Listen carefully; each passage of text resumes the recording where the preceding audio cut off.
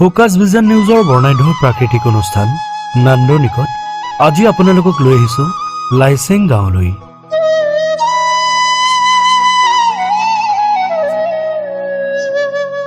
এয়া পূৰ্বৰ শিৱসাগৰ জিলা আৰু বৰ্তমানৰ চৰাইদেউ জিলাৰ অন্তৰ্গত লাইছেং গাঁৱৰ এখনি সোণোৱালী ধাননি পথাৰ।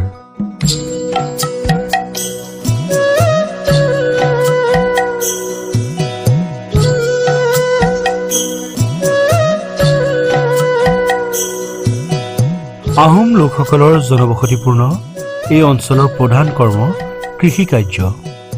প্ৰতি ঘৰৰ পুৰুষ মহিলা নিৰ্বিশেষে শিক্ষা দীক্ষা তথা ভিন্ন কৰ্ম বাণিজ্য বা চাকৰি বাকৰিত জড়িত যদিও এই লোকসকলে প্ৰাধান্য দিয়ে কৃষি কাৰ্যত। তাৰে কিছু পৰিৱেশ দেখুৱাব বিচাৰিলোঁ আজিৰ আবেলিৰ এখন দেশৰ নান্দনিকত। আপোনালোকে চাই আছে focus vision news Assam north east.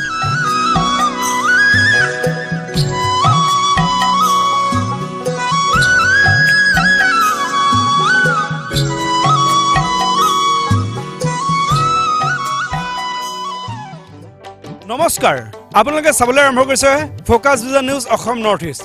Focus vision news Assam north ইষ্টৰ প্ৰতিগৰাকী দৰ্শকক মই আজি লৈ আহিছোঁ উজনি অসমত। মই বৰ্তমান উপস্থিত আছোঁ উজনি অসমৰ চৰাইদেউ জিলাৰ অন্তৰ্গত লাইছেং গাঁৱত। এই লাইছেং গাঁৱৰ প্ৰাকৃতিক নয়নাভিৰাম পৰিৱেশৰ মাজত মই এখন আঘোণৰ পথাৰত উপস্থিত আছোঁ। ইয়াতে যিহেতু ৰোৱনী দাৱনীসকলে কঠীয়া পাৰে, খেতি কৰে আৰু বছৰজোৰা কষ্ট আৰু শ্ৰমৰ ফলত তেখেতসকলে এনেদৰে আঘোণত ধান কাটিবলৈ আৰু ধান চপাবলৈ লয়। তাৰ কিছু পৰিৱেশ দেখুৱাবলৈ চেষ্টা কৰিম। এক সুন্দৰ গছ বন লতা নৈ নিজৰা চৰাই চিৰিকটিৰ মাজেৰে পৰিপূৰ্ণ এই গাঁওখনৰ সুন্দৰ প্ৰাকৃতিক পৰিৱেশ। ইয়াতে যিহেতু আমাৰ মধ্য অসম বা নামনি অসমত যিহেতু আমাৰ পুৰুষে ধান কাটে, কিন্তু ইয়াতে কিছু ব্যতিক্ৰম। এই উজনি অসমত মহিলাসকলে ধান কাটে আৰু তেখেতসকলক দেখুৱাবলৈ চেষ্টা কৰিছোঁ। প্ৰায় এই দিনজোৰা কাৰ্যসূচীৰে তেখেতসকলে এই আঘোণমহীয়া ৰ'দত মূৰত জাপি লৈ বা মূৰত কাপোৰ লৈ নিজৰ অৱশ্যে চেহেৰাটো কিছু ৰক্ষা কৰিবলৈ মূৰত কাপোৰ চাপোৰ লৈ তেখেতসকলে তেনেদৰে ধান কাটে, দিনটো যথেষ্ট কষ্ট কৰে। তাৰ কিছু কথা পাতিম, মত বিনিময় কৰিম। এই সকলোবোৰ জিলিকি আছে। বাইদেউ, আপোনাৰ ঘৰ ক'ত? মোৰ লাইছেং গাঁও দিছাংকনি। আচ্ছা, এই আপোনালোকৰ কৃষিজীৱীৰ যি ধানৰ আৰম্ভ হয় ৰোৱা মেলা, হাল বোৱা, কঠীয়া পৰা, এইটো কেতিয়া মানে কৰে? এইটো ৰোৱাটো শাওণমহীয়া, কঠীয়া পৰাটো আহাৰত, জেঠ আহাৰ। তাৰপৰা ধান কটাটো আঘোণত।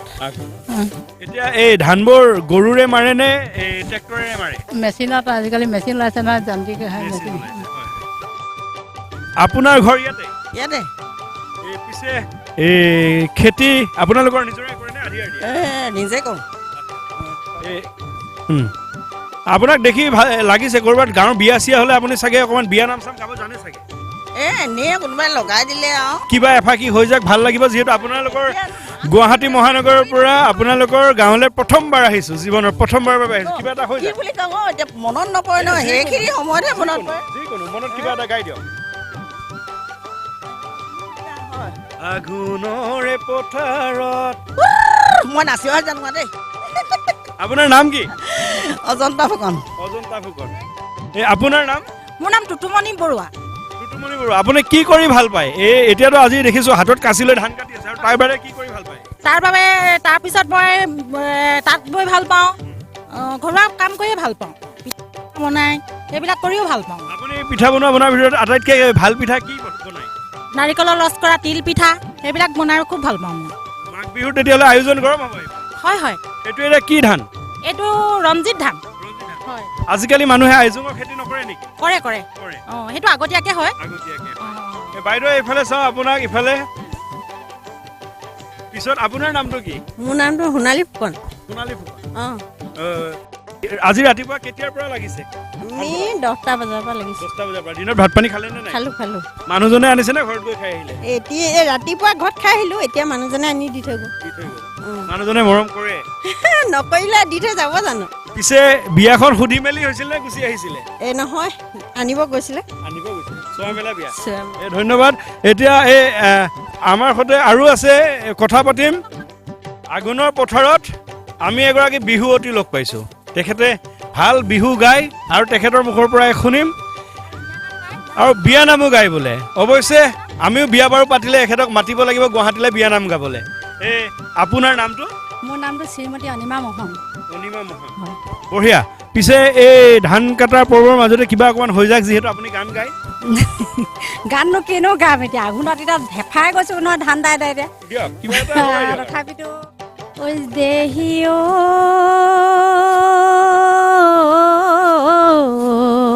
আজয়!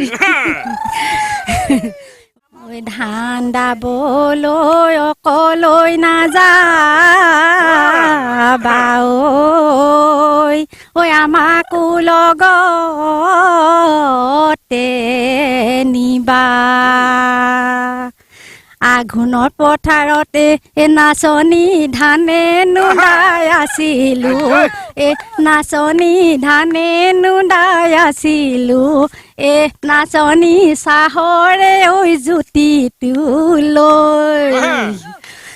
আঘোণৰ পথাৰতে নাচনী ধানে নুদাই আছিলো, নাচনী ধানে নুদাই আছিলো, নেচনী হাঁহ কুকুৰা মাংসৰ খাই। বঢ়িয়া বঢ়িয়া। আৰু দুগৰাকী বাইদেউ আছে, কথা পাতিম। আপোনাৰ ঘৰটো বাইদেউ? মোৰ এই লাইচেং গাঁৱতে। হয়। আজি কেতিয়া আহিছে ধান কাটিবলৈ? ৰাতিপুৱা 9:30 বজাত। আচ্ছা, ঘৰত কোন কোন আছে? আমাৰ পৰিয়ালটো বহুত ডাঙৰ। পৰিয়াল কোন কোন আছে? পৰিয়ালত মোৰ মানুহজন, মই, মোৰ ছোৱালী 2জনী আৰু দেউৰা 4জন আৰু জা এগৰাকী, চব ভতিজা 2জনী।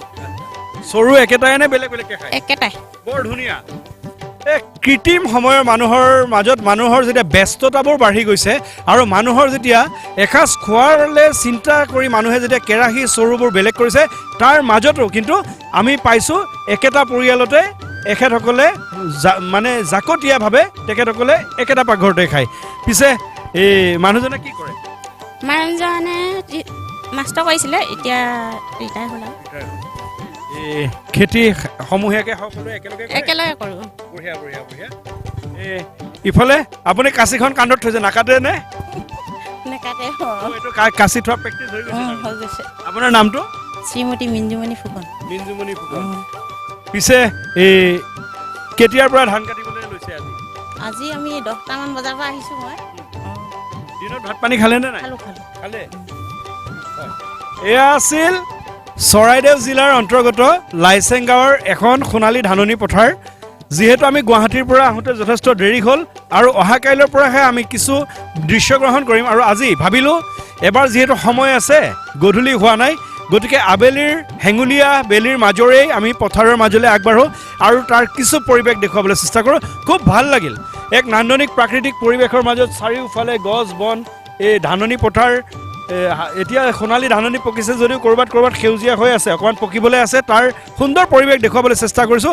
সকলোৱে সমিল মিলে, আচলতে জা জুৱলি ননদ সকলোৱে এনেদৰে যেতিয়া মিলি পেলাই নিজৰ খেতি চপাই ধান কাটে, তেতিয়া দেখিবলৈ এক খুব প্ৰাকৃতিক আৰু নান্দনিক বিনন্দীয়া পৰিৱেশৰ সৃষ্টি হয়। আৰু এই বছৰজোৰা যি কষ্ট শ্ৰম, এই কষ্ট শ্ৰমৰ মাজেৰে তেখেতসকলে এনেদৰে লখিমী আইক আদৰে আঘোণমহীয়া পথাৰৰ ধাননি পথাৰ। এয়া আছিল focus vision news Assam north ইষ্টৰ এক প্ৰাকৃতিক অনুষ্ঠান নান্দনিক। চৰাইদেউ জিলাৰ লাইচেং গাঁৱৰ এই সোণালী আঘোণমহীয়া ধাননি পথাৰৰ পৰা মই বিদায় লোৱাৰ পূৰ্বে আপোনালোক সকলোকে ইমানখিনি সময় দিয়াৰ বাবে আন্তৰিক ধন্যবাদ জ্ঞাপন কৰিলোঁ। আপোনালোক সকলোলৈ ধন্যবাদ। ধন্যবাদ থাকিল। আপোনালোকে চাইছে focus vision news Assam north east.